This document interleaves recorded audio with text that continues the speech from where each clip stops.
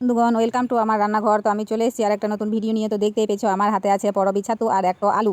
ভালো করে জলে ধুতে হবে, 4-5 বার ধুতে হবে। গোটাটাই ধুয়ে নিচ্ছি কারণ জঙ্গল থেকে আনা তো অনেক নোংরা থাকতে পারে। বন্ধুগণ, আমি তোমাদেরকে জিজ্ঞেস করতে ভুলে গেছি, তোমরা সব কেমন আছো? ভালো আছো তো সবাই? তো ভালো থাকলেই ভালো। এদিকে দেখো রান্নাঘরে চলে এসেছি, মানে আজকে আমি গ্যাসে রান্নাটা আমি চাপিয়ে দিয়েছি গ্যাসে। এদিকে দেখো ছাতু আর আলুটাকে খুব সুন্দর করে ধুয়ে একেবারে রেডি করে রেখেছি। ছাতুটা 4-5 বার করে ধুয়েছি। আর এদিকে কড়াইয়ে তেল আমার গরম হয়ে গেছে, তেলের মধ্যে দিয়ে দিচ্ছি আলু।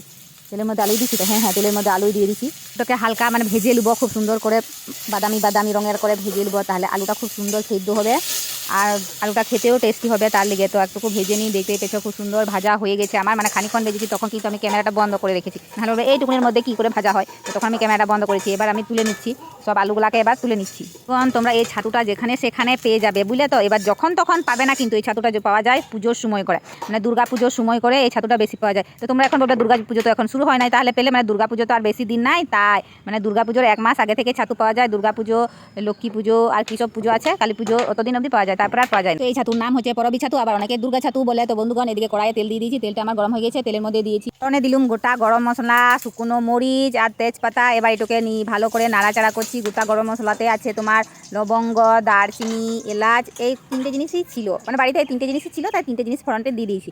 আর এদিকে পেঁয়াজ, আমি 2টো পেঁয়াজ কেটে রেখেছি। 2টো পেঁয়াজ বলতে অনেকটা বড় বড় লয়, ছোটো ছোটো পেঁয়াজ ছিল, তার জন্য 2টো কেটেছি। বড় পেঁয়াজ যদি থাকে তাহলে একটা কাটবে। আর আমার কম পাড়া ছাতু আছে বলেই কম দিচ্ছি, বেশি ছাতু হলে তখন বেশি লাগতো। মানে ছাতুর পরিমাণ হিসেবে সব দিতে হবে, পরিমাণের কম দিলেও ভালো লাগবে না, পরিমাণের বেশি দিলেও ভালো লাগবে না। এবার পেঁয়াজটাকে ভাজতে হবে, একেবারে বাদামি করে ভাজতে হবে। কারেন্টও পালিয়ে গেছে, দেখতে পাওয়া যাচ্ছে না যে পেঁয়াজটা আমার ভাজা হয়েছে কিনা। বন্ধুগণ, পেঁয়াজটা আমার বাদামি রঙের ভাজা হয়ে গেছে। এটার মধ্যে দিচ্ছি হলুদ। আমি হলুদ কেনে দিচ্ছি, এখন যদি মশলা দেবো না, মানে আদা বাটা, জিরে বাটা, রসুন বাটা, এগুলো যখন দেবো তেলের খুব ছেঁটা মারে, মানে তেলটা প্রচণ্ড লাফায়, তার লেগে আমি হলুদ দিই। মানে হলুদটা দিয়ে যখন তুমি মশলাটা দেবে তখন আর তেলগুলো লাফায় না, আর হাতেও লাগবে না, এত ছিটা লাগবে না। তাই তো মশলার মধ্যে আছে কাঁচা লঙ্কা, আদা, জিরে, রসুন, এগুলো আমি একসাথে বেটে নিয়েছি। এগুলো আবার আলাদা আলাদা করে বাটার কি আছে, সব তো এক জায়গায় যাবে, তার জন্য আমি একসাথে সব গোটা বেটে নিয়েছি। এবার ভালো করে কষাবো এই মশলাটা আর পেঁয়াজটা। তো এবার খানিকটুকু চিনি দিয়ে দিলুম এটার মধ্যে, মানে খানিকটুকু চিনি না দিলে ভালো লাগবে না। অনেকে চিনি দেয় না, কিন্তু আমাকে চিনি দিতেই হবে, আমার একটুকু মিষ্টি না হলে ভালো হয় না। এবার বাড়িতে দেখছি একটা প্যাকেটের মধ্যে রয়েছে কাশ্মীরি লঙ্কা গুঁড়ো, তার মানে এটাকে দিতে হবে। কাশ্মীরি লঙ্কা গুঁড়োটা দিয়ে দিলুম যাতে কালারটা ভালো আসে। এমনিতে আমি গুঁড়ো মশলা বেশি ব্যবহার করি না তরকারিতে। তো ওই মাংস টাংস যখন হয় তখন ওই মিট মশলা, চিকেন কারি, কাশ্মীরি লঙ্কা এগুলো লাগে, তো তুলে রেখে দিই, যতটুকু লাগে তুলে রেখে দিই। মশলাটাকে খুব ভালো করে কষাইতে হবে, মানে যেমন মাংস যেমন রান্না করি তখন যেরকমভাবে মশলাগুলো কষায় না, ঠিক সেই রকমভাবে একেবারে খুব সুন্দর করে মশলাটাকে কষাইতে হবে। মশলাটাকে দেখতে হবে যে মশলা থেকে তেল ছাড়ছে কিনা। আর আমি আজকে তো তেল কমই দিয়েছি, তেল তা করে ছাড়বে। তাও দেখো বন্ধুগুলো তেল ছাড়তে শুরু করে দিয়েছে। এটার মধ্যে দিয়ে দেবো এবারে সেই ধুয়ে রাখা ছাতু, দুর্গা ছাতু, পরবী ছাতু, তারপরে মাশরুম, কী বলে, কী সব বলে বাবা, ওর অনেক নাম। তো এই ছাতুটাকে দিয়ে এবার মশলার সাথে খুব ভালো করে কষাবো। এবং তোমরা কিন্তু কমেন্টে আমাকে বলবে কে কীরকম করে মাশরুম রান্না করো, মানে ছাতুটা কে কীরকম করে রান্না করো, তাহলে পরের বারে আমিও তোমাদের রেসিপিটা ট্রাই করবো। মানে তোমরা কীরকমভাবে রান্না করো সেরকমভাবে আমি একদিন ট্রাই করে দেখবো আর খেয়ে দেখবো যে টেস্টটা কেমন হয়। কিন্তু এরকম রান্না সব ফেল, বুঝলে তো বন্ধুগুলো। একেবারে কি মাংস যেন মুরগি, ছাগল, খাসি, এদের মাংস ফেল। এরকমভাবে যদি রান্না করো একবার অন্তত ট্রাই করে দেখো। আমি যদি মিছে কথা বলছি তো, আমি কোনোদিন মিছে কথা বলি না, যেটা সত্যি সেটা সত্যিই বলি, বুঝলে তো। এবার আলুটাকে দিয়ে দিলাম, তার মধ্যে ওই ভেজে রাখা আলু যেটা তুলে রেখেছিলাম সেটা দিয়ে এবার ভালো করে কষাতে হবে। এবার ছাতুর থেকে জল বেরোবে, জল ছাড়বে, খুব জল ছাড়ে ছাতু থেকে। তোমরা যারা ছাতু রান্না করেছো তোমরা তো জানলেই যে ছাতু রান্না করলে, শাক রান্না করলে কেমন জল বেরোয়, ছাতু রান্না করলে ঠিক সেরকমভাবেই জল বেরোয়। তো এবার আমি দেবো নুন। নুন দিতে মনে হয় ভুলে গেছি, আমি ইচ্ছে করে আগে নুন দিই না, প্রথম দিকে নুন দিই না, কারণ ছাতু থেকে জল বেরোয় তাই। তো এবার আমি নুন দিচ্ছি, পরিমাণ মতো নুন দিচ্ছি। নুন বেশি দিলেও হবে না, কম দিলেও হবে না, মানে কম দিলে তার অ্যাডজাস্ট করা যায়, কিন্তু বেশি দিলে তো খাওয়া যায় না। তার জন্য নুনটাকে একটু হিসেব করে দিতে হবে, দরকার হলে পরে দেবে, তাও প্রথমে নুনটা খানিক কম পাড়ায় দেবে। রান্না করতে বসেছি আর বাইরে মাইক দিয়ে কী যেন হাঁকাইতেছে, কী যেন দিতে এসছে, কিন্তু এখন যদি ছেড়ে চলে যায় এদিকে আমার পুড়ে যাবে।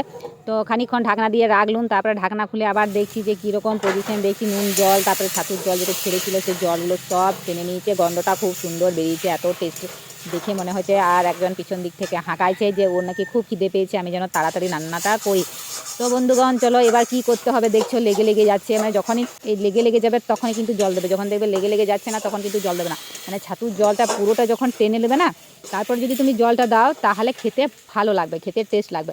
আর যদি ছাতুর জলটা পুরোপুরি যদি টেনে না নিয়েছে তারপরে যদি তুমি জল দাও তাহলে সেই কেমন একটা লাগে, ছাতুটা খেতে খুব ভালো লাগে না। তো আমি হালকা ঝুল করব, গায়ে ঝুল করব, তো তার জন্য সেরকম জল দিলাম। মানে আমি একটা ছোটো বাটিতে 1.5 বাটি জল দিয়েছি। একটা ছোটো বাটিতে 1.5 বাটি, মানে প্রথমে একটা বাটি ওই বাটিতে এক বাটি দিয়েছি, তারপর অর্ধেক দিয়েছি, তো 1.5 বাটি জল দিয়েছি। তো এবার ঢাকনা দিয়ে রেখে দেবো। তো ঢাকনা দিয়ে রাখবো এবার কিছুক্ষণ ফুটতে দেবো, মানে 5 মিনিট থেকে 6 মিনিট ফুটতে দেবো, বেশিক্ষণ টাইম দেবো না, কারণ খিদেও লেগেছে প্রচণ্ড। এবার ঢাকনা দিয়ে রাখবো, খানিক ফুটবে, তারপর নামাবো, তারপর খাবো। তো বন্ধুগণ, তোমরা বলো আমার ভিডিওটা কেমন লাগলো, ছাতু রান্নাটা কেমন লাগলো, কমেন্ট করতে কিন্তু ভুলবে না। তো 5-10 মিনিট পর, 10 মিনিট না 5 থেকে 6 মিনিট পরে ঢাকনাটা খুলে দেখবো। তো এবার খুলে দেখি কেমন হয়েছে। আর তোমরা যারা ছাতু খাবে চলে এসো আমার বাড়িতে।